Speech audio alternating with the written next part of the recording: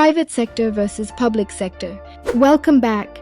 In today's lesson, we will discuss the differences between the private sector and public sector in business, two critical components of any economy.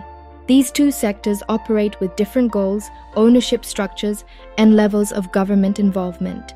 By the end of this video, you will be able to clearly differentiate between the private and public sectors, understand how they function, and explore real-world examples, including those from Pakistan.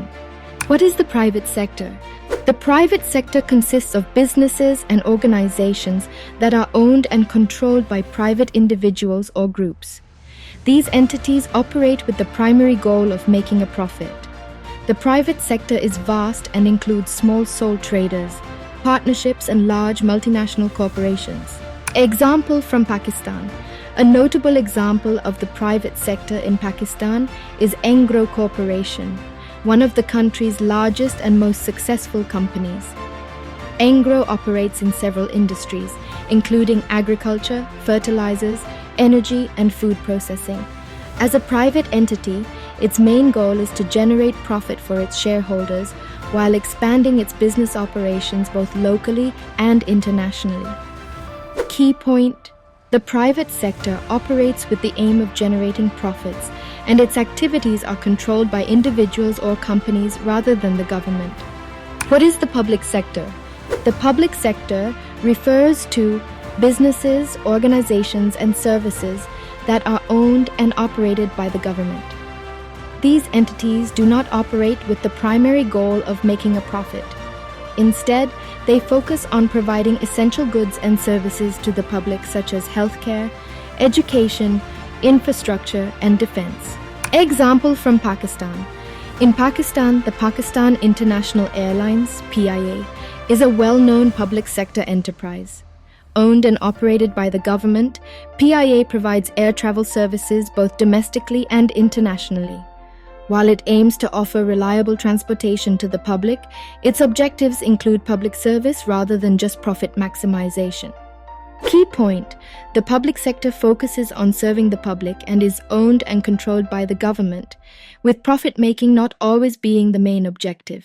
Key differences between the private and public sectors. There are several important differences between the private and public sectors in terms of their objectives, ownership, and roles in the economy. Let's explore these differences in more detail. 1. Ownership and control. Private sector. In the private sector, businesses are owned by individuals, shareholders, or private groups. These owners have full control over how the business is run, what products or services it offers, and how profits are distributed. Public sector. In the public sector, businesses and services are owned and controlled by the government. Public sector organizations are accountable to the state and, by extension, the public, and their activities are often overseen by government ministries or regulatory bodies. Example from Pakistan. Habib Bank Limited, HBL, operates in the private sector and is controlled by its shareholders, who influence its operations and strategy. In contrast, the Water and Power Development Authority, AWAPDA, which manages Pakistan's electricity supply, is controlled by the government with a focus on providing essential services rather than making profits. Key point: the private sector is owned by private individuals or groups, while the public sector is controlled by the government. 2. Objectives. Private sector. The primary objective of the private sector is to maximize profit. Companies in this sector aim to generate revenue by providing goods or services that are in demand while minimizing costs to ensure the highest possible profit margin. Public sector. The public sector operates with the objective of serving the public interest. Public sector organizations often provide services that are essential for society, such as healthcare, education, and public infrastructure, regardless of whether these services are profitable. Example from Pakistan. In the private sector, Lucky Cement, one of Pakistan's largest cement manufacturers, is focused on profitability and expanding its market share both in Pakistan and abroad. On the other hand, Pakistan Railways, a public sector entity, provides affordable transport services to the public, even if it operates at a loss in some areas. Key point: the private sector focuses on profit maximization, while the public sector focuses on providing essential services for the public good. 3. Risk and accountability. Private sector. In the private sector, the owners, whether individuals or shareholders, bear the risk of business failure. If a private company does not make a profit or goes bankrupt, the owners are directly affected and the business may have to shut down. Public sector. In the public sector, the government bears the risk, as public enterprises are funded through taxpayer money. This often means that public services can continue to operate even if they are not profitable, as their primary goal is to provide service, not profit. However, this also means that the government is accountable to the public for the use of funds. Example from Pakistan. If Unilever Pakistan, a private sector company, experiences a loss, its shareholders may lose their investments.